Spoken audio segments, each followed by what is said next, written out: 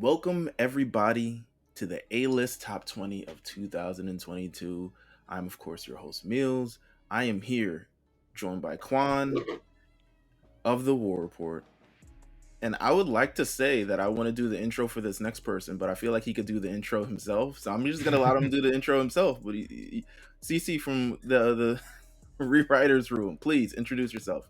I can't do it any justice. Oh man. Well, first of all, I appreciate giving me the chance to actually do this. And with that being said, what's good, y'all? It's CC, the best rapper and producer in the whole wide world. God body consume healthy products and do towel curls. Benevolent servant to the earth and philanthropist. And every phrase I say is a gym like an amethyst. You could put any nigga next to me. So like, all right, let's just say this, right? We head down to the subway, right? We about to catch the train. It's a bunch of niggas about to get in on the train. But when we get in on the train, I sit down or whatever, right? You walk on the train. You and girls walk on the train or whatever. I stand up. Now y'all got a seat or whatever, because that nigga is not me. I'm him. I may talk a lot, but I only got one thing to say. Love yourself and keep going. You are the world. Give all you can. Take care of your body, your people, and your land. How y'all niggas doing? End show. I don't know how you follow up after that, but we're here. First of all, shout out to CC for that. We're here to talk about the top 20 moments of 2022. Oof, I'm going back to Draft Diaries. 2022 in professional wrestling this year. Before we get into that, I want to ask you guys, how was your 2022? If you could sum it up in a sentence or something, and try not to be like completely down about it. Yo, Best season ever. I'll go ahead, bro. Go ahead, Quan. yo, 2022 was it's a little incremental upgrade from 2021, which was like a little incremental upgrade from 2020. So if I'm going to look at it from a positive standpoint, we're moving in the right direction. And things are going all right. This is a nice transition year for me. I'm getting in shape. Important news. I don't know if you guys know this. I'm on a health journey. I'm losing some weight. I done lost 8 pounds in the last month. So I'm doing all right. So I'm finishing off the year strong. I want to go into 2023, in peak condition. Okay, all right. What about you, CC?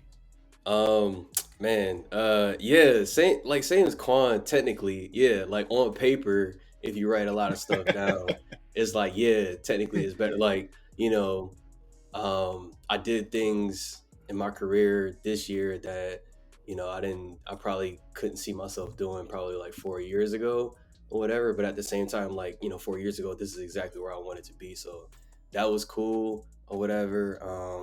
Same with like some family stuff. But at the same time, here's what I'll say. Coming out of 2022, going into 2023, and like Quan said, basically all of this is launching from 2020 or whatever. I will say, I just kind of hit a point where it's just like, kind of where H is, whatever. It was just like I sat back for a while. I was playing my part or whatever, and it's like, nah, I'm in charge now, bro. That's what it is. Hey, man. So, I watched too much stuff go down, and I'm like, all right, nah, it's a wrap. I got this now. I love to hear it. Listen, I would say the same, pretty much. If I look at the end of 2021 and I see how we're ending 2022, I'm like, okay, we're moving in the right direction. We're getting there. It's positive only. So that's the. I know everyone likes to be down about the year, and there are definitely things that are down that shine. But when you look at yourself from where you were before to where you're at now, I think you can definitely be proud of the strides that you made in 2022. And I use this to segue to our first topic because we're counting down the top 20 of 2022. Good Lord. When you think of 2022, well, let me say this first. Number 20 coming in, we have Liv Morgan winning the Money in the Bank briefcase and cashing in to win the SmackDown Women's Championship. When you look at Liv's the end of 2021, I mean, she was trending in the right direction. She had those big matches with Becky. She was moving. She was grooving. She was doing the damn thing. She was main eventing Monday Night Raw. 2022, I feel like she's firmly in a different stratosphere. What did you guys think about Liv's 2022? It felt like that kind of like early 2000s, and sometimes like it happened in the mid to later 2000s, which I wasn't really much a part of at that time. But like WWE, where actually no, actually we can take this all the way back to 98, 99. So there was a point where Mankind kind of like, you know, gets catapulted to like this higher level or whatever. And that's kind of like purely off the back of the fans or whatever. I'm watching the 90s Raw right now, whatever. Mm-hmm. I'm doing this for y'all. I put the team on my back. I'm doing this for y'all, so y'all don't have to.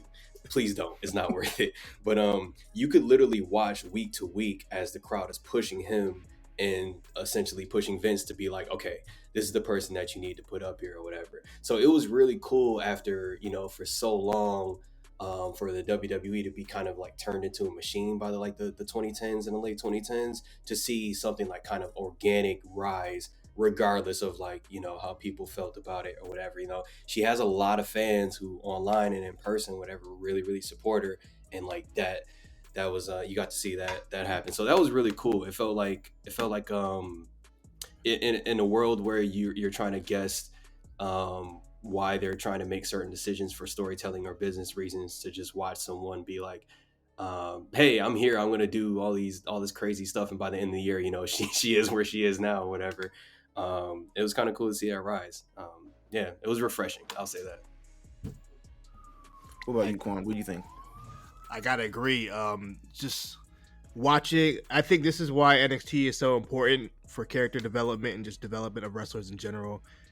It helps you, you know, become more acquainted with that character, that wrestler, watch them grow, watch them progress and change over the year. We've seen Liv Morgan, you know, be a jobber from NXT. We saw every week how she grinded, how she gained support online. She has some of the most loyalist supporters I've ever seen as far as the women go. And it's just really cool, especially for the women. You don't really see it for the women as much. A lot of the women is more so, we're choosing these girls. These are the girls we're fucking with. And can we swear on here? Oh, we can swear on here. You can now. Well, we choose the girls. This is who we want to work with. And just watching Liv Morgan, just like when I say she's a workhorse, you guys know I do the spreadsheet. No woman on the roster has more matches on TV this year than Liv Morgan. I think second place is like, couldn't even tell you. I think it's Becky, surprisingly, but yeah, she's been grinding all year. You have to salute her. And I think the win at Money in the Bank, beating Ronda Rousey of all women, I think that just puts, you know, it's the icing on the cake. And I'm looking forward to where she goes from here.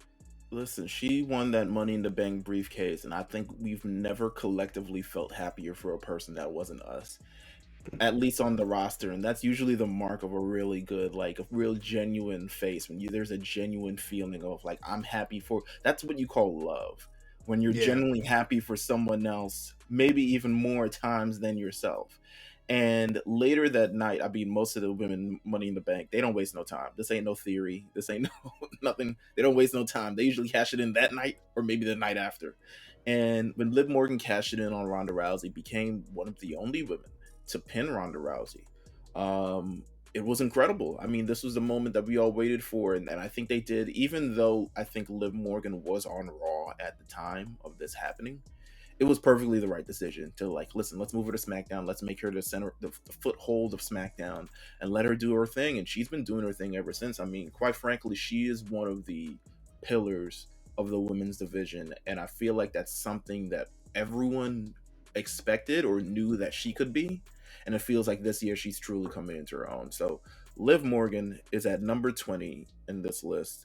She's doing the damn thing. Number 19. Now, Quan, you were speaking of NXT. NXT this year, I mean, you talk about on the War Report every week. NXT this year has gone through quite a bit of changes. You know what I'm saying? From 2.0 to where we're white and gold right now. Number 19 is the end of NXT 2.0 and NXT UK. I want to ask you, Quan, as maybe, CC, I can't speak for you. I don't know if you watch NXT UK. As maybe one of the only watchers of NXT UK, what was your thoughts about that brand ending? NXT UK had such a weird history. Anything NXT UK post pandemic had just been really weird, and it's like it was a cool show. Like if you just like wanted no to one watch is some watching. wrestling, yeah, no one's watching it. It was like it's a cool show if you you want to throw it on in the background. And you want to watch some really good wrestling because the thing with NXT UK that I think fans are seeing now, there's a lot of great workers that were over there that just weren't getting the platform to really show what they could do. Unfortunately, just because of the conditions of whatever was going on with the pandemic over in UK, nobody wants to watch wrestling with no crowds at all, which they had for extended time, well past everybody else until maybe the last few months of it, and then just to see it end, it was a little disappointing. But we do know what possibly coming in the future, possibly early next year as far as NXT Europe. And a lot of the NXT guys and girls that were integral in the weekly show are now over on 2.0, or not 2, I'm sorry, who did move over to 2.0, which is now just officially NXT White and Gold, whatever it is. But yeah, man, this whole rebrand of NXT has been very interesting. People were quick to write it off really early, but me personally, but this is biased because I watch this every week and I analyze it, but I think this was necessary for development of the future of WWE personally. Did you see, I want to ask this for CC, did you see kind of like, have you noticed any difference between the 2.0 and the white and gold? Do you feel like this was a necessary change due to like the new regime that's coming in? I do and I don't. Okay. I do in the sense that things feel a lot more intentional, I would say. Mm-hmm. Like when I've checked out, so I just want to say this, first of all, like I've typically, like as the years were going by, and from like I didn't get back into the WWE until the late 2010s, and at that I'm like, okay, Raw is 3 hours, SmackDown is 2 hours or whatever. I only got so much time or whatever, so I'm watching those, and I wasn't really on NXT. This year, I've never watched as much NXT as I did this year. I watched so much, and it wasn't because of to get make sure I was in the loop for like podcasts and stuff like that. I was genuinely interested. So one thing I noticed, like moving from 2.0 just to regular NXT, is that one thing I loved is they kind of kept. It's a lot more carny and craziness in NXT. I love it. Right. Like it's just way goofier. I love that. But it's just more intentional. I feel like I can tell like with certain, even the way like they have matches go or whatever. Like there used to be like kind of like goofier things that I would see or like weird things that I'd see in the matches, and even like the crowd and like the interactions. It just felt like the same kind of like care that H is taking when he's thinking about the whole show on Raw and SmackDown, how he's thinking about the fact that people have to sit there for 3 hours and he's just making sure that there's things to do and stuff like that.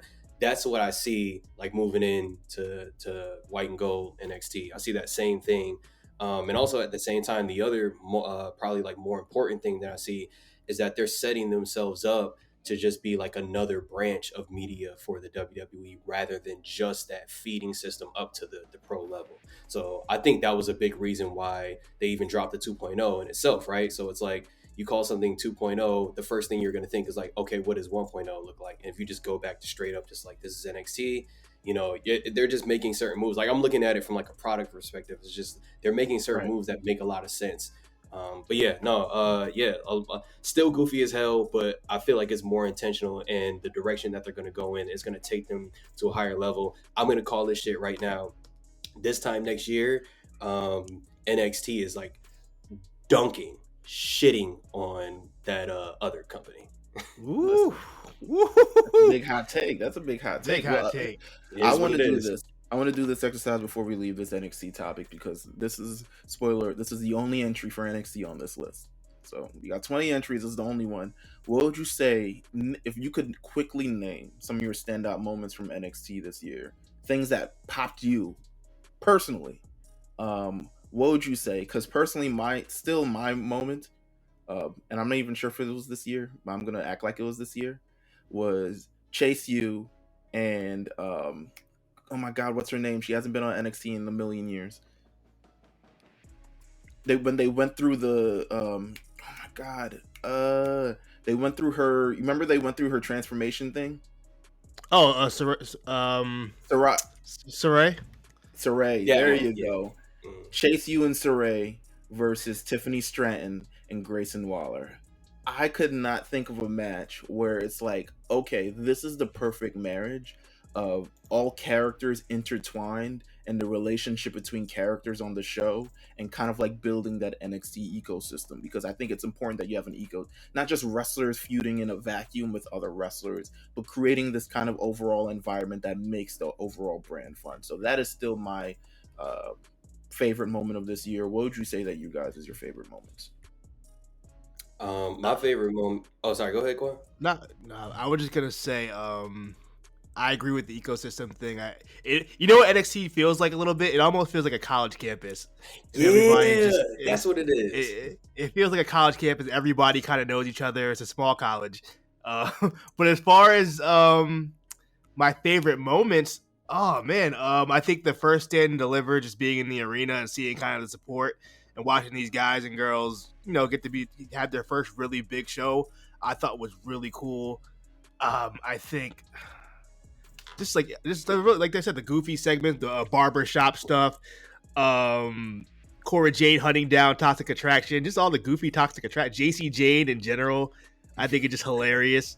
She's the funniest. Malik Blade and Idris Enofe just doing goofy stuff. But on top of that, there's also been after all, all these wrestlers, this a lot of this is their first or second year, so they have, they were trying to figure out their characters. Now that they have their characters down, they got the wrestling down too, which makes NXT a lot more fun to watch for me personally. And I think there's been so much great wrestling recently. I think Creed brothers are standouts, Tiffany Stratton's a standout. Man, just these guys, the future looks really bright for them. I'm just really excited to see what goes forward. Yeah, I was the same thing for me. Like, I don't have necessarily like a moment, like a thing that happened, because I genuinely I'm invested in like watching these people all like grow, and that's what I like to speak with Quan just said. Like, I feel that same thing, and the two big ones for me were like Diamond Mine and Carmelo Hayes. Like, watching, like, you could literally, like, if you watch the Creed brothers, from their most recent stuff to this time, to like wait, let's go back even like 6 months ago or whatever. Just like the way they're looking in the camera, the way they're talking, it's like two different people or whatever. Like, they have a whole level of confidence now, and like you said, like when you get comfortable in that character, then your ring work starts to change. Like, I'm literally watching the Creed brothers, and I'm like thinking, like, in my head, I'm like, damn, it would have been so dope to see them go against like the Dudley Boys, or like I'm thinking of other tag team, and then in my head I'm like, bro, what if I could see the Creed brothers against the Usos? Like, oh my, like, but the reason why I'm thinking that is because I feel like in my head they've given me that feeling like, oh, they can hang with them. And on the other side with Carmelo Hayes, like, this is a two-pronger for me. One, anytime I see somebody black in professional wrestling, and honestly in any professional sports, to be honest, who's not like a caricature of blackness or anything like that, and they're just being black or whatever. Like, bro, for him to stand in the ring with that jacket on, with the Scully on, the bag and the bottle said "Rest in piss to all my ops." I'm like, yo, like, as a kid, like, me thinking that I would see something like that or whatever, I'm like, no, there's no way like I would be able to see that on wrestling. But like, when you see it, it's just like, whoa. Like, I think that was the big thing, like seeing like Carmelo not only like being able to integrate like culture into like the wrestling, but all at the same time he getting hit, like he getting off, like he on a mic, he going crazy in the ring, whatever. So like, yeah, I'm just like watching people grow, and like just like in my head, because obviously like rewriters, I'm just thinking like, oh my gosh, like the opportunities, look at all the stuff that they could possibly do in the future. So honestly, I'm just happy to see that the potential that I thought they had, they've surpassed that, and now I don't think that anybody there who has a ceiling. Also, Wendy Chu, how can you're getting over wrestling in pajamas? Are you kidding me? This is amazing. But yeah, And speaking of NXT, you can't even talk about NXT without the godfather of NXT himself. At number 18 on our list comes in Johnny Gargano's return to the WWE. The last time we saw him on WWE television, quite frankly, he was getting his ass whooped by Grayson Waller. The worst way, and I think it was either at the end of last year or the top of this year. I can't remember it immediately off the top of my head. However, he returns, and the biggest question is, what is Johnny Gargano gonna do? He has not returned to wrestling. He does not enter through the forbidden door, as we've seen many of former NXT alumni do. He is not, as some would say, ran from the grind as of yet. But on Monday Night Raw, after SummerSlam, well, a couple shows after SummerSlam, but after SummerSlam himself, the man walked back through the WWE curtains on Monday Night Raw. Johnny Gargano returned to the WWE. What were your kind of thoughts going in? He was someone who was just like, it didn't seem like, I don't know if he was ever going to end up in AEW, but we also didn't know under a Vince regime if he would ever show up in WWE. What were your kind of thoughts when he finally returned through, that curtain himself? For me, it was interesting because that was something me and Cyrus speculated on a lot. We realized his run in NXT was coming to an end, and we didn't really know what was going to go on with Johnny Gargano. And this isn't too far after Adam Cole had just appeared in AEW, so we were like, hey, if Adam Cole jumping over there, what's stopping Gargano from jumping over there? Similar in size, similar in build, similar wrestlers. Hey, so man, a lot of people jumped. It was Keith Lee in February. Athena. Remember that time where it said Johnny on the screen for the wild card, and then Johnny Nitro came out? That was so funny because you could literally first it said Johnny, and everybody got really hyped, and it said Elite, and they were like, "Oh, okay, well that's cool too."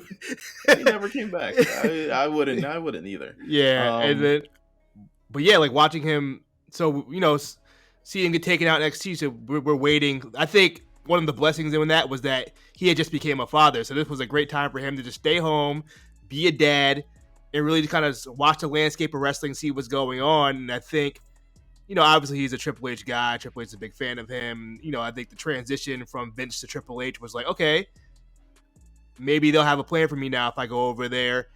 And yeah, man, it was exciting. I remember, I'll never forget it because I was looking at my phone, and then he comes back fresh off commercial break, no kind of tease, no nothing. Just you hear the music, so I'm like, am I bugging? And I look up, and then Johnny Gargano on the screen, like, whoa, that's insane. And I thought it was just such a cool moment, a cool surprise. You don't really get those a lot in wrestling these days with all the dirt sheets and spoilers. So it's definitely a memorable moment for 2022. Yeah, I think it was a memorable moment, and I think it signified, to Quan's point, when you're saying, like, if you're thinking, like, Vince is there. So here's the first, like, few times I saw Johnny, I had actually checked in, that this is back in Black and Gold or whatever.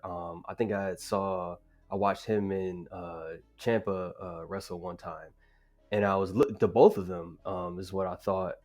I had the same thought. I was like, these two obviously know a shit ton about wrestling. They know a lot.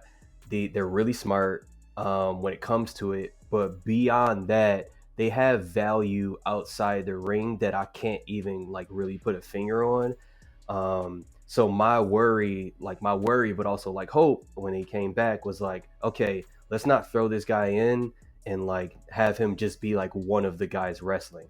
And it hasn't been that. And so that was my thing. Like when he came back, I was just like, okay, cool, but like let's use him how Johnny Gargano should be used, And the way I look at it is like, I played a lot of team sports growing up. One of the things that I realized in that, and even in my career now, is like, everyone can't do everything. And while there are some people who are really well-rounded, there might be one person who does, only one thing or whatever. But the whole idea is like in any organization or any team, you have all these different pieces that you have to figure out how to work together.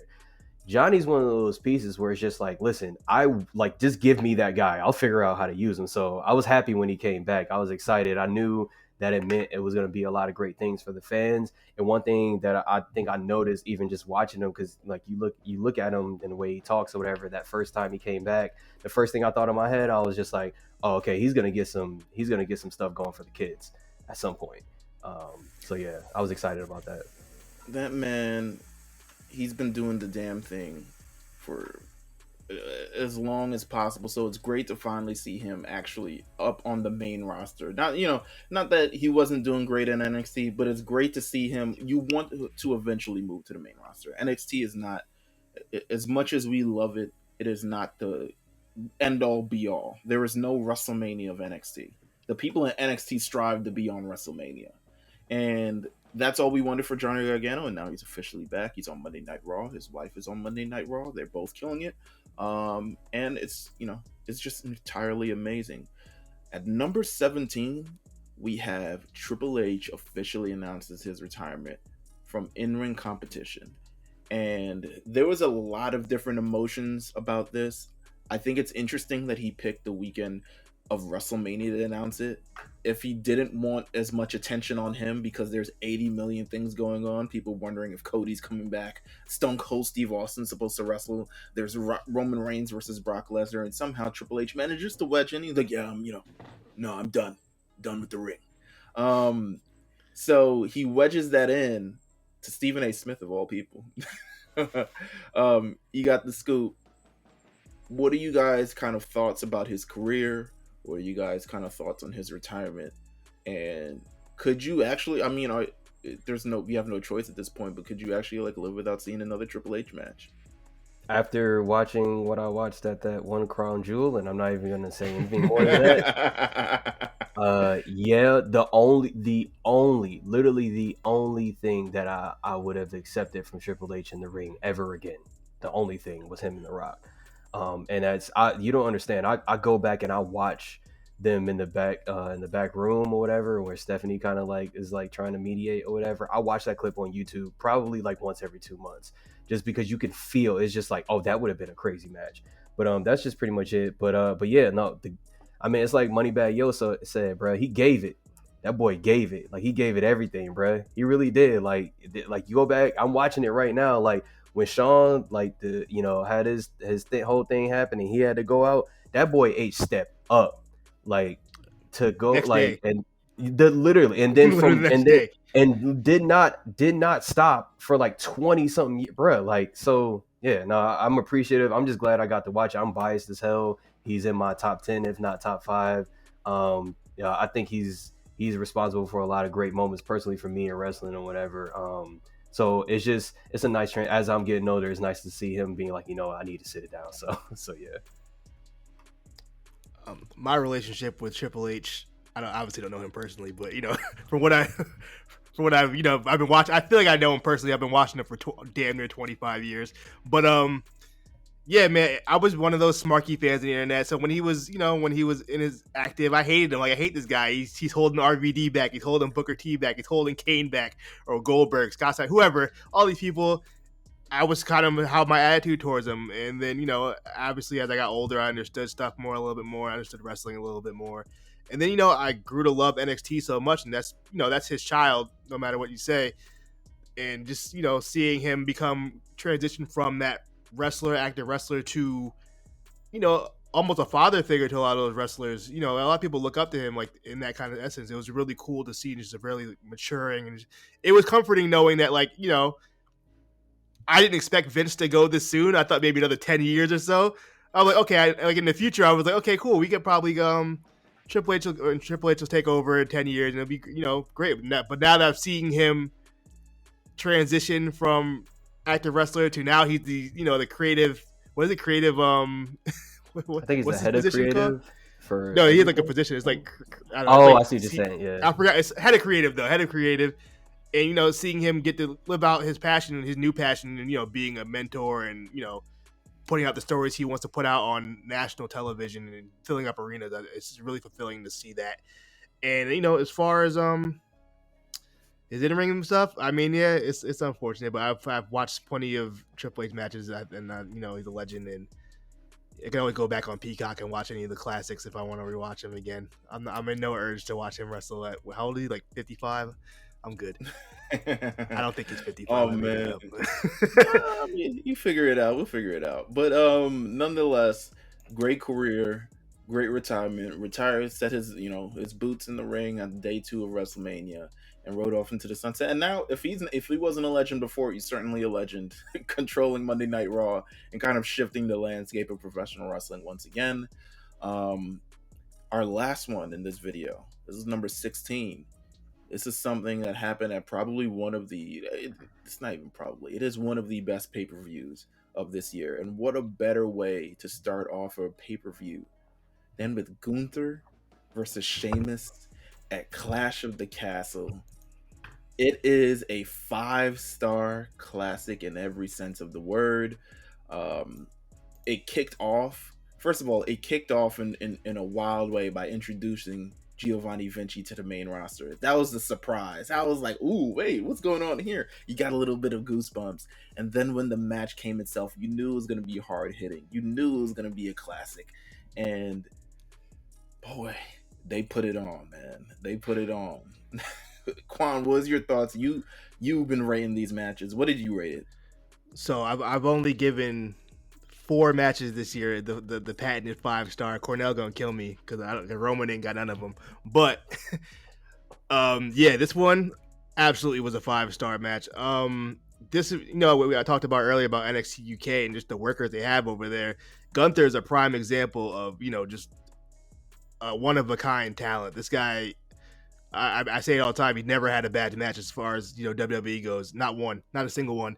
And Nope. This was no different. I think Sheamus is probably at the peak in ring. This is the best I've seen him in the last 2 years or so. I think that series with Drew McIntyre somehow awoken them or something.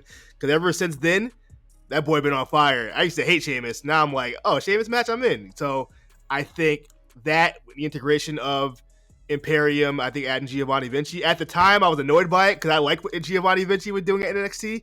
But I get it. We could do away with that. We could do away with that. And then having the Brawling Brutes with Sheamus, it's so satisfying watching Pete Dunne, become Butch and just really be embracing the character and the crowd really fucking with him. And it's just really cool for to see all those guys all get that moment overseas. They're all UK guys, and so yeah, man. And this match was just like you would expect for Gunther and Sheamus, just hard hitting and just Sheamus put his all into it, took the disappointing loss, but man, what a match, man, what a match. Yeah, everything that Quan just said, and I want to highlight one of the things he said. I felt the same too. I knew Sheamus as that heel that he was when he was pretty big coming in or whatever, and then the next thing I knew Sheamus as was the spiked hair and stuff like that. So I never got to see him just really dominate in a way where I was appreciating it or whatever. And for him to make that turn was really great. And then the last thing I'll say about this is after that match, and I think at one point during the match, but especially after the match was done or whatever, I don't even know if anyone else was in the room. And that match was so good that I said out loud, I remember this, I said out loud, I was like, that's wrestling. I was like, that is wrestling. You can go, if someone asked me what wrestling is and you have to have some matches to show them, I would easily just if I couldn't think of anyone, just show them. I'm like, that's fucking wrestling right there. That is what wrestling is. It's simple to understand. It's 2 dudes beating each other up. You don't have to explain nothing else. People gonna get it. Mm-hmm. For the Intercontinental Championship, when's the last time the Intercontinental Championship had a 5-star classic? And that's the thing too. I'll be fucking around, play fighting niggas, with my girl and shit like that, whatever. Just fuck around, just pin her out of nowhere. It's always for the Intercontinental Championship. Niggas gotta put respect on that. That's the work. Gotta put respect. Listen, Sheamus's run right now, this is definitely the Flowers run. He is, on the other side of 40, but he's still doing it. The best. He's still having probably one of the best runs of his career right now. It's as a face, which I think as a heel, I think a lot of people kind of got tired of that. So to be able to cheer Sheamus and him feed off that energy and give that performance that he gave is incredible. Gunther is having a moment right now. He is absolutely one of a kind. He is one of one in terms of this what he's doing right now. It was one of the best matches. And we got the rematch on SmackDown. It was also good, but I'm ready for if we haven't got it already, I want Gunther and Sheamus 3. We need it. We need it one more time. Talk about. I would take that as his retirement match if he's down for it. Hey, if not Drew, it could be. Also, I want to give an honorable mention. A match I also gave a 5. Brawling Brutes versus Imperium at Extreme Rules. Also gave it a 5. It was that good. Woo. So. All right, 4 matches you give it 5 stars, and 2 of them including Gunther and Sheamus. I think that's a great way to kind of cap off this chapter of the A-Show's Top 20 of 2022. Thank you, CC. Thank you, Quan. I'm going to thank myself, too, because I think I did a damn good job here as well. You did a great job. Hey, it's like Larry June said, you got to tell yourself, good job, man. Good job, Meelz. Absolutely. So we're going to have next up, obviously, 15 through 11. You're going to get a new set of A Show hosts, A Show Network hosts. So make sure you guys stay tuned, stay ready, stay blessed. We got more of the A Show and the A List coming soon. Take care.